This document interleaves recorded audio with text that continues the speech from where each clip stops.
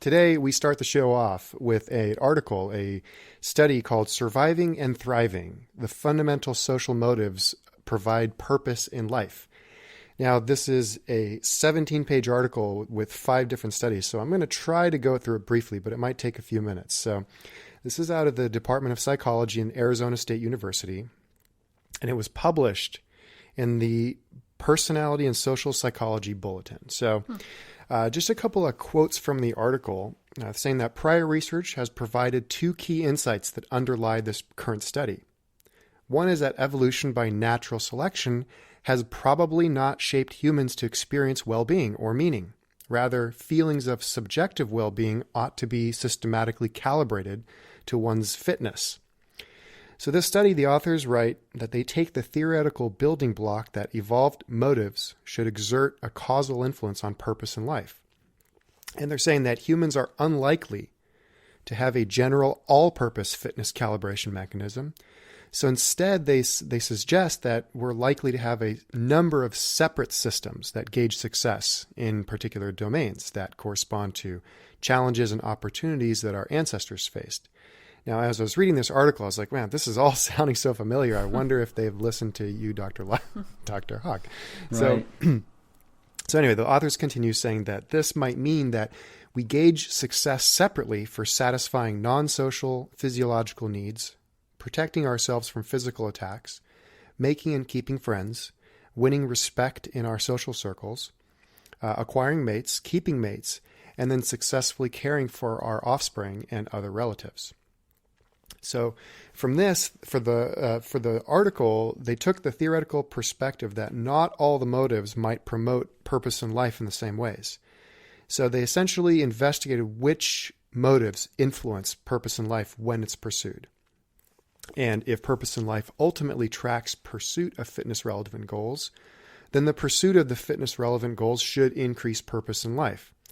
So these were 5 studies that were done to investigate the relationship between these fundamental motives and purpose in life. So study number 1, they examined the relations of purpose in life to the fundamental motives that people credit for driving a self-chosen important goal pursuit.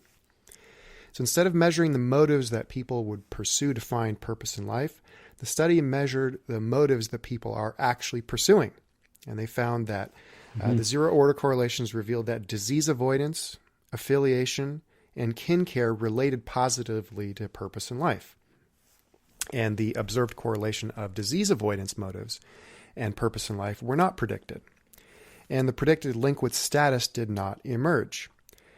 So study number 2 examined the partial correlations between the motives and purpose in life among college students. And the reason they looked at college students was they were saying that people did not necessarily, in study 1, people may not necessarily know what it is that's driving their behavior. So So it's unlikely that a lay person would know and report that status concerns would motivate the pursuit of, say, a graduate degree, when it's really just their intellectual curiosity that drove them there.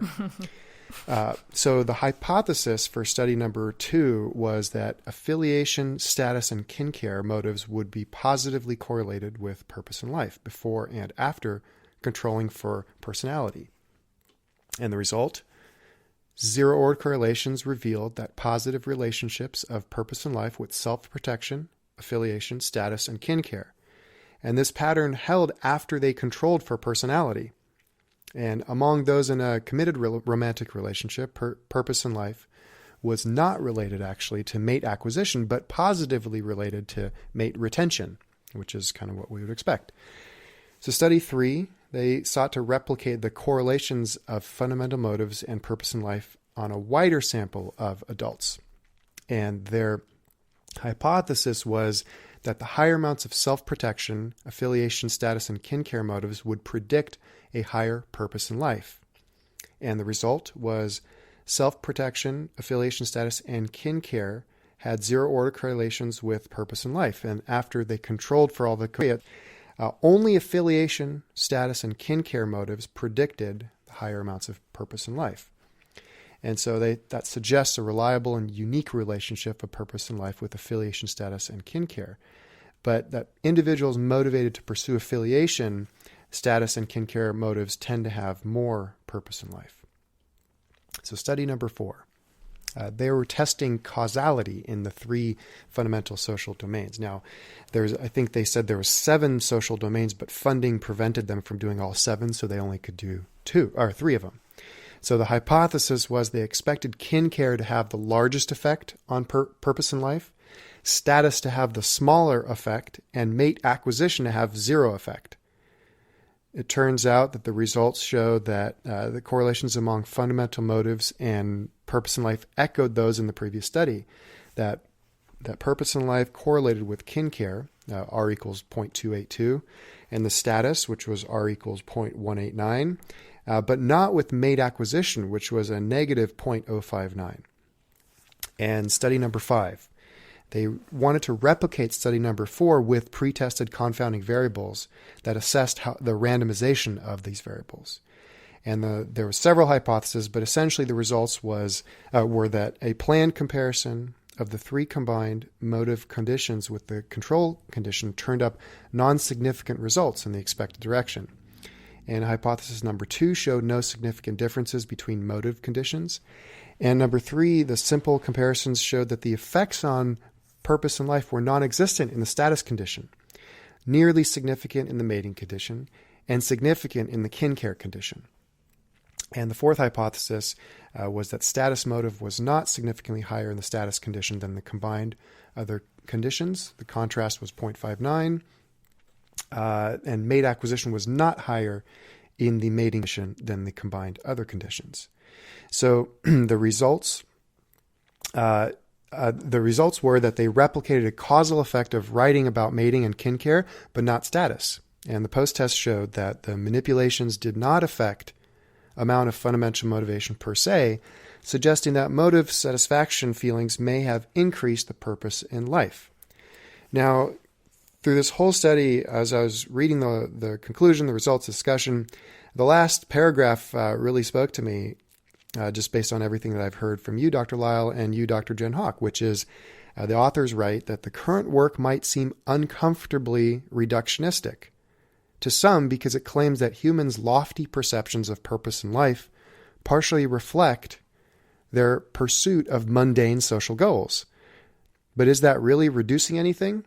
Viewed differently, the findings suggest that humanity finds purpose in doing what comes naturally. Yeah. Oh, took a really this is grand. fancy This is study to entertaining show for both that. Jen and I Yeah. to listen to. Yeah, we're watching Jen, who recently escaped academia. We get to watch how carefully and how tentatively people have to gently push forward any evolutionary theory It's into the amazing. ring. Like real even careful. in the journal of what journal was it in? Personality, and it's not the journal of Personality and Social Psychology bulletin. And Social Psychology Bulletin. Yeah. Yep. So yeah, they even have to hedge it that carefully, and that like it's just these tiny little baby steps that are fundamentally saying, humans aren't motivated by grand goals. That's not where their purpose comes from. Their purpose comes from a systematic process of daily achievement toward competitively relevant activity. So, yeah, okay. Very, very carefully. Very carefully. And like, it's partially related. No, actually, dude, it's entirely related. Every single flicker of every little whisker of every animal that ever lived was aimed at survival or reproductive goals, period. Yeah. So... That's really all there is to say. Sorry, but this is and so all of this sort of junk survey data that he has in there, and that they're sort of grinding away correlation coefficients and seeing if it's supported here or supported there. Yet I applaud the fact that they're even collecting data on it, and then they're like very scared, I don't know, like a scared child, showing dad that there's a worm in the garden. Like that wasn't supposed to be there. It's like you've talked about this in the Pleasure Trap before, and you said it was like a Buddhist in the Vatican, right? Yeah. Mm-hmm. Yes. this is a Buddhist in the Vatican approach. Super careful, really careful. It's amazing to me that, having read The Adapted Mind in 1982, that here we are 28 years later. The adapted mind that was obviously massively more confident and revolutionary in its tone 28 years ago. Now, 28 years later, finally this is a mainline journal, the Personality and Social Psych Bulletin. I think I have a pub in that journal. So it must be legitimate. from way back in the day. Okay, this is a standard APA journal. So here we are, just ever so gently tipping a little tiny pebble into the pond so that it can be discussed. I mean, I can't fault it. But whoever this person is, good for them. They've gone and done some work. But this isn't David Buss. David Buss wouldn't talk this way, and he wouldn't be so tentative. But they did go out there and collect some data. Here's another way you could do it. Instead of gently asking people these things, why don't we just go and go to the mall and get some data on what people buy? Okay, let's find out what they're actually doing with their money, which is effectively their time. Let's find out what they're doing, or do a content analysis on what's on television. Right? So let's find out, what people are watching and what the content is of those things. And what we're going to find is a very short, direct line between evolutionary problems and what it is that people are fascinated with. So, yeah, so it's interesting that you talked about 7 social things. God knows what those are. I mean, it'd be kind of interesting to look at their taxonomy. But for me, I see a few. So I see friendship, romance, children, relationships with us and workplace decisions on the other side of the equation, either customers or bosses, etc. In other words, somebody who's hiring us and trading with our efforts for money, and then finally, I would call that would be pseudo-esteem. So it would be generalized status where people don't know our work directly, but they have some notion of who it is that we are and what we are noted for, good or bad, as a result of reputational transmission of information. I don't know that there's any other relationships between people that people pursue. I believe that there's one more, which would be theoretically enemies or rivals. That's another relationship we could have with other people. But yeah, fair enough. So what a surprise. So when we start looking at that what people are pursuing, it has something to do with their evolutionary design. The fact that they are so tentative is really illuminating. And how absurd it is that we are tentative here tells you something about the massive anti-biological and frankly anti-logical influence that has infected the social sciences for 100 years. Yeah. So there's dogs barking in Jen's apartment, yes. Just cheering. Oh, they're just cheering what I'm saying. Howling has begun, actually. We've got full-on... it's very impressive. I don't know what's going on, but this is a rare moment. We should all just sit back and bask. Yes. Yeah. So what was interesting is in one of the studies, they had a citation talking about how some fundamental motives are framed as preventing harm, like disease avoidance, whereas others are framed as acquiring gains, so like pursuing a mate. But they said it makes a difference as people essentially they work longer at tasks that are aimed at gains than those that are aimed at preventing losses. In other words, playing to win is better than playing not to lose. Well, that all depends on whether or not the Romans are attacking your fort. Okay, so this is entirely context dependent. We're talking about a bunch of middle-class kids in a university setting. Yeah, they're not having to play defense. They're not having to make sure that they don't starve to death or they're infected by termites or something. They've got a very cushy existence, and they are obviously able to, in a relaxed fashion, turn their attention towards trying to rise in dominance hierarchies. So, yeah, that's all that's all fine. But I mean, we have to back up and look at context. That's true. And then those college students wouldn't necessarily be avoiding disease in the same way that someone who's maybe 60 or 70 or 40 or 50 with high blood pressure. They're not avoiding anything. they're in a not even close. Place in their life where they're absolutely situated toward advancement, toward improvement, and like Doug's saying, dominance hierarchies. So their whole life is built around that. So that's going to be borne out in these results. But yeah, you check back in with them, in a couple decades when they're trying to avoid their relationships and avoid their health issues and avoid everything else that has gone wrong with them, and it may look very different. All right. Well, speaking of health issues, now we are now our first live show of the new year of 2020. And aside from bad 2020 jokes and hindsight's always 2020, it turns out, I guess now everyone's going to be starting their New Year's resolutions. So our first question is, where do New Year's resolutions come from? Why start something on January 1st or Monday or whatever it is versus any other random day? Yeah, I'll jump in here because I've gotten a lot of questions about this recently and talked to a lot of people who are making resolutions and wondering how to best make resolutions. I think the reason that there's a collective move toward this is because it lowers it essentially is a little bit anti-ego trapping in the sense that the expectations are a little bit lowered because everybody's transforming their lives today. Everybody's turning over a new leaf and nobody really expects anyone to make good on it.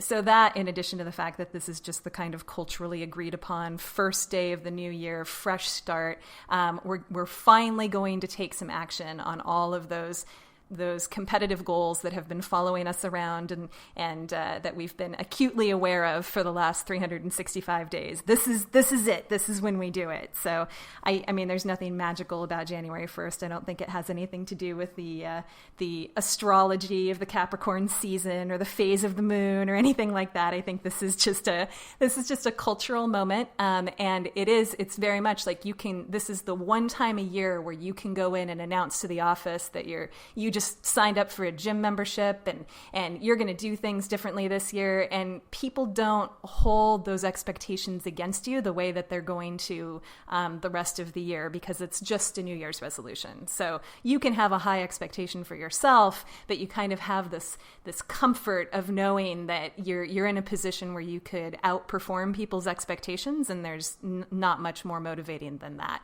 That's the opposite of the ego trap, when people are expecting more from you than you think you can deliver. So this at least it starts off with a nice little motivational boost that gets a lot of people going. Of course, it doesn't really last very long for most resolutions because most people are making resolutions that are objective based, not process based. But that's a whole other question. Well, maybe we can talk about Fabulous. another show. I want to hear more about that. Yeah, well, I mean, actually, you know what? Let's talk about it. Yeah, insight. Let's talk about the process-based goals versus objective-based goals. Yeah, I mean, that's really that is the heart of any goal setting and any motivational process. But particularly if you're trying to make a successful New Year's goal, is people fall into this trap of linking their objective to all of the external esteem that they think that they're going to harvest when they accomplish that objective. So they're going to lose 100 pounds. And that's going to make them much more attractive as a mate, and it's going to make the more popular at work or whatever. They're anticipating this big competitive payoff to accomplishing the goal. So they have an objective-based goal, make a bunch of money, or get a promotion, or lose a bunch of weight, or whatever it is. And it's important to have these goals, and it's important to be very specific about them. That's part of the motivational magic is to have a very specific,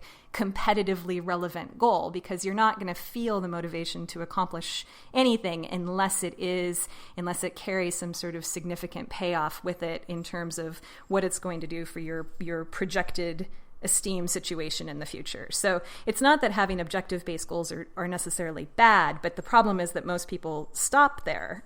So they write their little list and they make their little resolutions, and so we can just do weight loss for an example, because that's obviously the most common resolution that people have, because it's the most competitively relevant problem for lot of people, probably most people.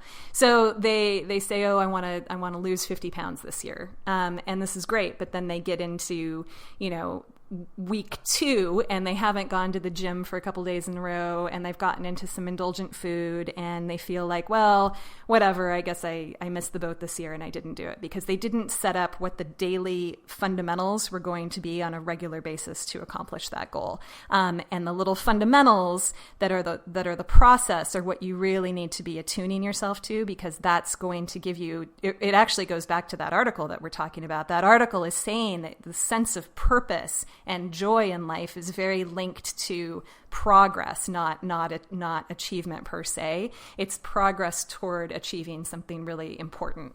And so that's what we're wanting to orient ourselves to in the process of any kind of New Year's resolution. So instead of asking yourself whether you've accomplished the outcome of a goal, you're looking at whether you did the basics that are eventually, inevitably going to get you to where you want to be today. And this initiates the whole self-esteem process, which we've talked about a lot in other episodes. And that really is kind of a whole separate question, but the process of developing pride in your ability to take action towards something that is competitively important for you really is the secret of feeling fulfilled and feeling like you're making meaningful progress toward a goal. So that's essentially what kind of New Year's resolution you want to have, and how you should reframe your New Year's resolutions if you want to not hit your first roadblock and turn the table over. Dr. Lisle, can we get a comment from you? Yeah.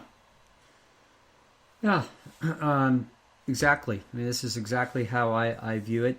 And so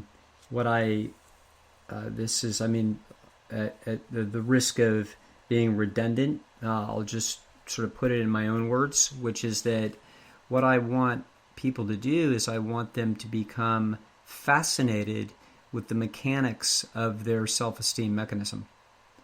And what Jen and I want to do is we want to separate out the self-esteem mechanism from the self-confidence mechanism and the esteem mechanism. Those are 3 different mechanical devices inside the brain. So the self-esteem mechanism is the internal audience's feedback to the self as it observes your efforts. It's essentially a moral quality feedback device. That's different than the excitement and motivation that comes from the self-confidence or self-efficacy mechanism, which is tracking your successes, tracking progress. That thing is very potent because it's running, it's a derivative of cost-benefit analysis on whether your improvements are lining up to the efforts well, and whether the efforts look like they're paying off. And then finally, the big payoff is the esteem that we're aiming at that comes from other people when they observe our progress. So 3 different psychological events, 3 different types of feeling. All of them are feedback devices for different components of a human project, of a human competitive effort. So the one that Jen and I are inherently fascinated about, and we want our clients to become fascinated about, is the one that is completely ignored, and that is the self-esteem mechanism. Because it's the most subtle. It's the quietest. And it's by far the quietest and most subtle, but it's the one that if you are actually going to try to take on a big goal this year, this is the one that you need to learn about. So I was just speaking with a man today that very bright, affable, capable, smart, successful, and he's 100 plus pounds overweight. And this has been this way for an awful long time, and he's, he was all ready to dig in and to find out the magic from me about what's the guru say about this. And what the guru said is, we're going to do very simple things, and you're going to do them perfectly this week. And maybe you will, and maybe you won't. And most people won't. But so I started hearing excuses about how challenging his work is, and isn't the issue the stress of the work, and how he doesn't deal with stress well, and etc. The emotional addiction, blah blah blah. I said no, it's got nothing to do with it. This is the fact is very few people have a combination of conscientiousness and motivation that is at an intense enough level to battle against the pleasure trap. It's just not. It's not common. And so to do this on an outpatient basis and to do it well enough with respect to to do an outstanding job so that you can reacclimate your taste buds so that the price is not very high for eating excellently healthy foods consistently. In order to accomplish that, very difficult to do. And the way that you would accomplish it is watch very, very carefully for a beautiful feeling that'll take place probably within a week of perfection. And that feeling is the self-esteem mechanism. So for his whole life, for as long as he can remember, there's been an internal audience chirping disgust at him. And he's been told by legions of other psychologists that those negative self-talks are the reasons why he's self-destructive. Okay? That is a total reversal of causality. The reason why he's got the internal negative voices is because he is being self-destructive. Okay? It's not the other way around. And so it's going to turn out that if he behaves in an excellent fashion with relentless self-discipline, at the end of a week, he's going to find essentially like sunshine for the first time in his life, and he's never seen it before. That the clouds will go away and the sun will come out and there will be a brilliant blue sky. And on the inside of his brain, the internal audience will say, well done, Neiman. Well job. Good, excellent job. This is no joke. You've gone a week. Now, again, as Jen was saying, hey, he's 103 pounds overweight, not 105. There's no difference that anybody in the world can see, except one entity. His internal audience can tell. Okay?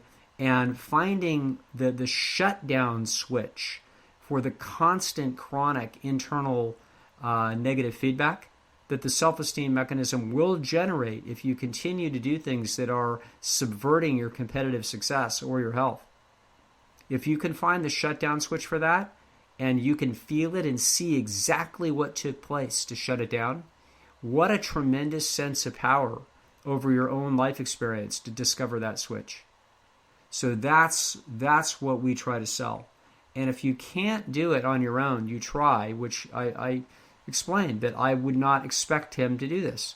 I learned enough about his personality. He's pretty open to experience. He's not super conscientious. He's smart. He's pretty conscientious, but he's pretty open. Oops. Okay? Danger. Okay? And so you may need help, and that's where a place like Fasting Escape comes in. That's what you got to go to jail. Okay? Now, at jail, the inmates teach you some cool stuff.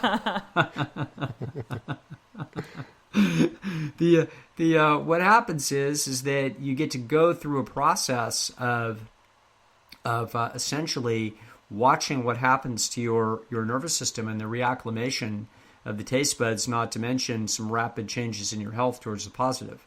And so the cost-benefit analysis now looks different after you've had some major significant successes after a couple of weeks. You force the self-esteem. What's that? Because you're in jail and you're doing the right thing because you have to, and then you hit the shutdown switch inadvertently, and so you get a few days in, and you're feeling really diligent and really competent, and that feeling of pride surges, and you start to feel it. This is what alcoholics call the pink cloud. There's nothing magical going on with the pink cloud in early sobriety that people talk about in 12-step. It's just the perception that you've stopped the massive sabotage, and you've turned off that chirping little voice of disgust in your mind that is really upset with you because you've now turned the ship around, and you were doing the basics toward what you ultimately need to accomplish. There's a long way to go. There's a lot of recovery ahead, but you've stopped actively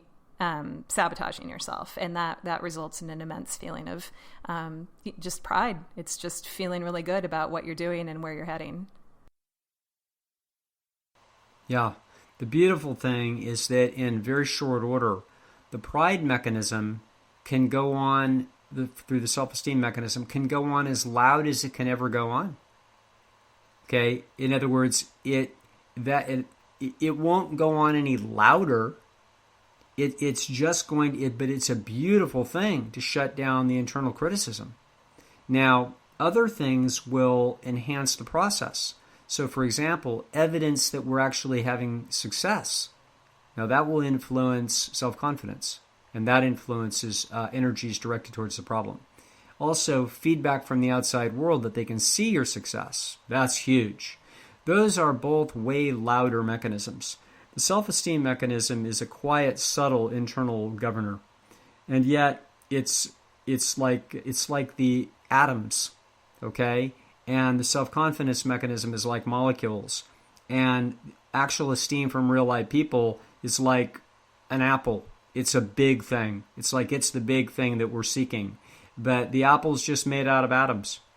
That's what it's made out of. And so if we don't understand what is the fundamental roots of success, then we're not very likely to be successful in the face of really challenging problems like getting out of the pleasure trap. So, yeah, this is a great question. This whole New Year's deal. I just love Jen's analysis that this is a time and a place that culturally that the ego trap is muted. It's fantastic. I feel the same thing myself. I feel latitude towards saying okay, it's time to now you're going to try to make some changes. And I feel a little enthusiasm because I can feel the muting of the ego trap around that. So that's a great insight, and this is a terrific time for people to take advantage of that abatement of the ego trap counter pressure. And this is also a good time that if you make a good run at something and you get stopped with respect to health kinds of issues, it's a real good time to start plotting when you're going to get some help and when you may want to go to jail. Well, thank you. That's some wonderful answers, and I really, guys, appreciate you promoting Fasting Escape. It's for people who want to go to jail, you can go to fastingescape.com. Yeah, it's very, very pleasant. There you go. Yeah.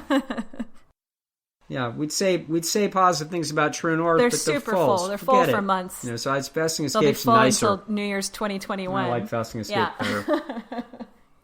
Yeah. Fasting Escape's quieter and nicer. True North has too many people buzzing around and too much traffic noise. That's my take. I hear really good things about Nate's skills in the kitchen as well. We've been talking about New Year's resolutions, and you talked about the number one resolution is weight loss.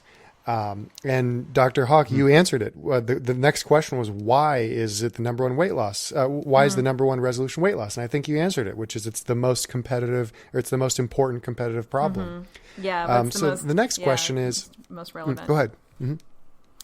Yeah, the no, most that's relevant. just Sorry, the most relevant, the one that people perceive that they could solve, and they get frustrated because they know in principle how to solve it, and they keep running into the inability to solve it, so it sort of just dangles there, like, oh, I can really get my act together this year, so it makes itself more available as a resolution than other things that people might, at some level want to accomplish, but they have no idea how to go about it or what it would even look like. So this is something that people, very often have done successfully at some point in the past. They've got some sense of the process, and it's obviously hugely, hugely relevant to competitive realities, particularly, well, for everyone, but for women and their mate value in particular. So, yeah, very common resolution. Mm-hmm. And so the next question is, Dr. Lisle, did you have a comment? Of course, no. you did the video that I've recommended and I have on the website as well, Losing Weight Without Losing Your Mind. And it's just, every time someone is willing to watch the whole video, it's like they walk away just completely, I wouldn't say sold, because it's not a sales job. It's really educated, and the distortions surrounding weight loss are corrected. Yeah, that really is the only video that people need to watch and understand, because it covers the whole thing, and it's, has great art, and it's funny. Yeah. And you're introduced by Chef AJ, yeah, who's also wonderful as well. Yeah. The one thing that I would add to that, which I now know a major fact that I didn't know when we did that video, 7 or 8 years ago. And that is that, I knew when I wrote The Pleasure Trap and when I spoke on that topic that genes were a major factor. And I have a graph in the book showing that. But now I know that the genes are even quite a bit bigger factor than I thought as a result of Plomin's work. And so now I recognize, what the truth is. This is very, pretty much, I've been saying for a long time, pretty much everybody in the culture eats about the same. I mean, there are a few percentages of people that are super vigilant and really health-oriented, and probably a high percentage of our listeners are those people. But just as a general population phenomenon, pretty much everybody in the culture pretty much eats the same thing.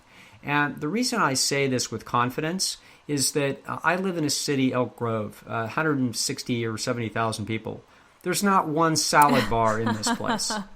Okay, we're not in, I don't know, rural Kentucky. That's not where we are. I'm essentially in the Bay Area. Yeah. Okay. So, and there is not a salad bar restaurant. Now, so obviously we know what people are eating here. They're eating at Chili's, they're eating at Kentucky Fried Chicken, there's McDonald's, etc. We can tell what they're eating because that's what's here.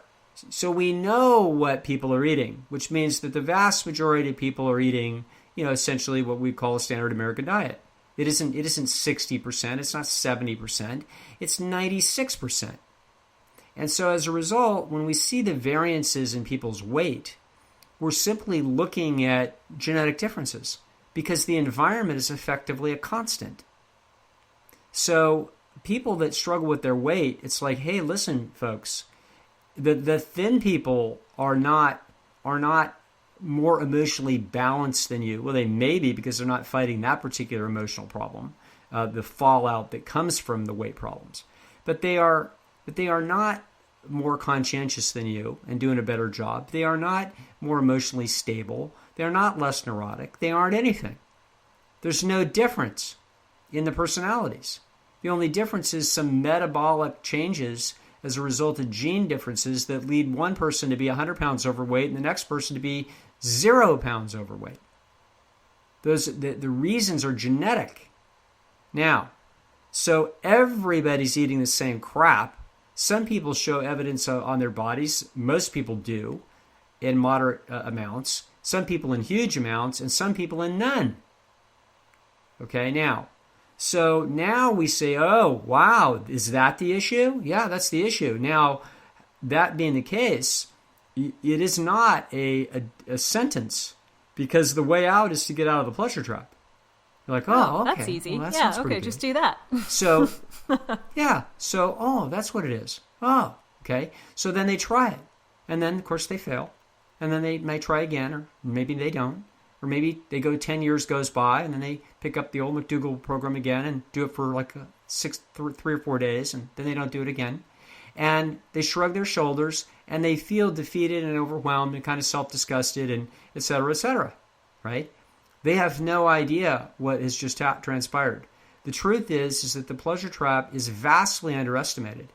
And even people very close to us in this field, people that Jen and I know, big shot doctors, they're thinking there's some underlying psychological mumbo jumbo that is causing people to be unable to do this. And they're mistaken. There is no psychological mumbo jumbo. Okay? All there is a ubiquitous phenomenon of the genes of the species being consistent with the natural history of all animals, where basically people are taking every shortcut and headed to the rich food. And to go against that on a consistent basis, on a super consistent basis, to keep a really clean palate and keep yourself, aim true, not easy to do. So the percentages of people that will attempt that and be successful will be low. The crutches are here. We do everything that we can to is elucidate the difficulties. Nathan has committed his life to having an inpatient place, and so is Alan Goldhammer. It's like, hey, listen, Chef AJ has done everything that she can possibly do. She's literally stood on her head, okay? She's done everything possible. So, that's, but do not beat yourself up if you have struggled and failed, for goodness sakes. Understand that this journey to go against your nature and to beat your genes in this domain is one of the most difficult, it's unbelievably deceptive. It is the ultimate greased watermelon. Okay, so it seems like you can pick it up and then it slips away.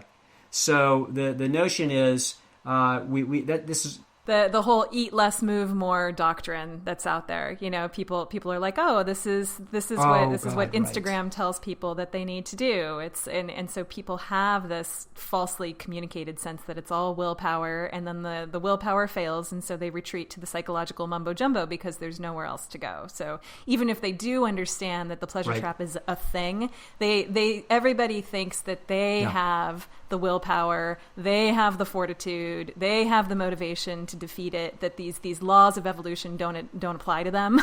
And so it's it is very deceptive. And this is what is part of the ego trap process, where people are just confused that they can't solve this problem because they absolutely have PhDs in the problem, and they've been successful to some degree. Most people have been successful a few times, and they've lost 20 pounds and then they regained, and it's not like they don't know how to do it. So what's the problem? So contributes to enormous amounts of self-loathing and confusion and misinformation and retreat into excuses like psychological mumbo jumbo, which is going to be the name of my next book, by the way. Would you say that this creates an in-group, out-group difference between the people with the skinny genes and people who don't have the skinny genes? And so the people with the skinny genes essentially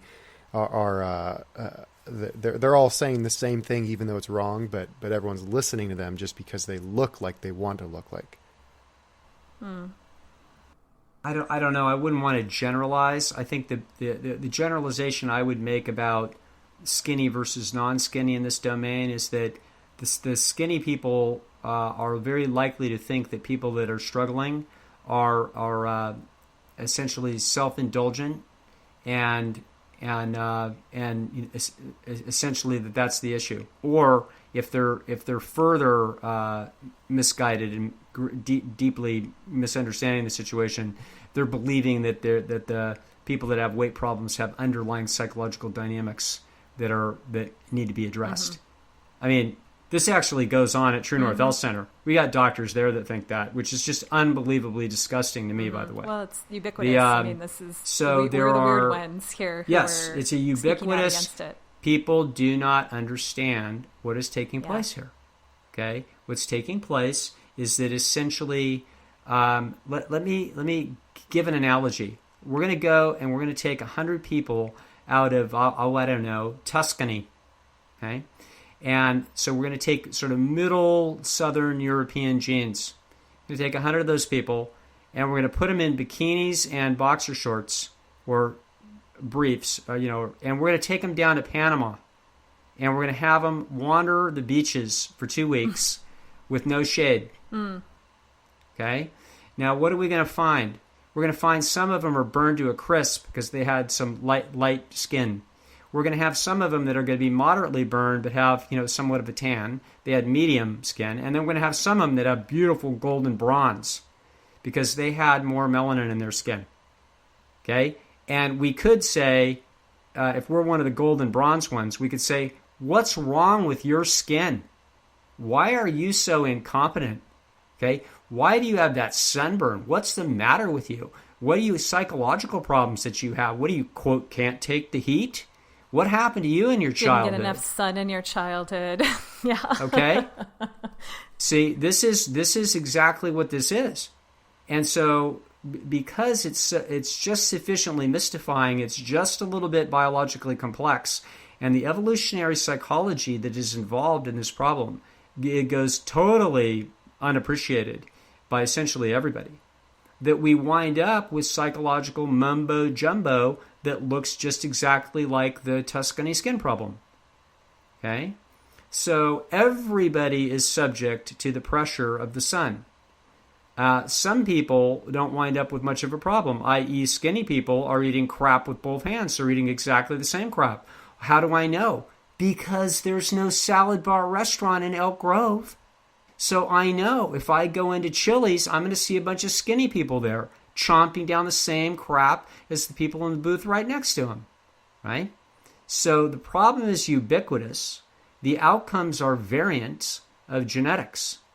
And in order for, if you have the weight problem, i.e. you are a normal person, that if you're eating a super rich diet, you're going to get overweight, just like the average rat, if it's adding an overly rich diet, it's going to get overweight.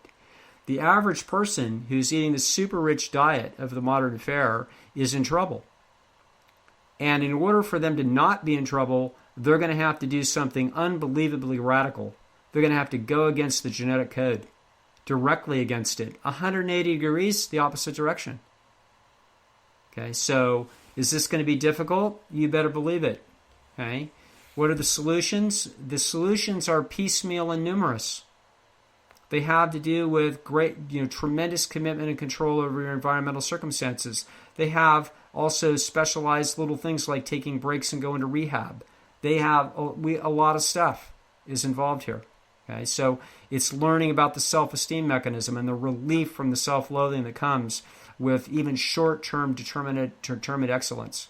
So there's a lot of pieces that go into this. But when it comes to this, most profound, deep, wide, mysterious problem and the New Year's resolutions that rise every year around it, hey, there's some things that you can do, and there's a true path towards how it is that you can have some success. Thank you for that, Dr. Hawk, Dr. Lisle. All right, so our next question, speaking of these, the psychodynamic theories with regards to health problems, our next question is on the same topic, which is, what do the doctors think about the work of Dr. John Sarno in curing chronic back pain using education of how the mind works as treatment? According to Dr. Sarno, childhood abuse can lead to rage in the unconscious mind, and brain triggers TMS, or I believe it's tension myositis, myositis syndrome, or chronic pain to repress this internal rage. And there have been hundreds of people who have supposedly cured their back pain and write about their story in his book, Healing Back Pain. I'll let Doug he's on a roll. We've already, the Hulk has started to come out, so let's just let it go. Oh my God. Okay.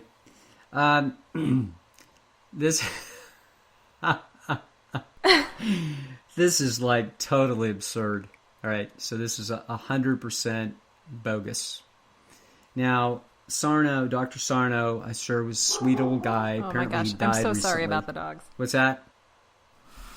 Motown's just very excited about our topics tonight and just is barking up a storm in the other room. So I do apologize to the listeners. I don't, it's like it's just there's nothing I can do about it, unfortunately. Motown just knows I'm on a roll. Yeah. Now, there's numerous reasons why probably Dr. Sarno thought about this.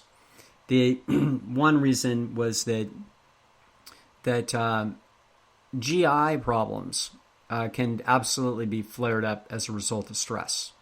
But there's a reason for this. It's part of our evolutionary design. So if you're being stalked by a tiger, or you essentially, if you have anything that looks like a predator-prey situation or that's very threatening, it's going to escalate adrenaline, and adrenaline is going to immediately stop digestion, and it's going to, if it's acute enough, it'll cause you to want to pee and poop.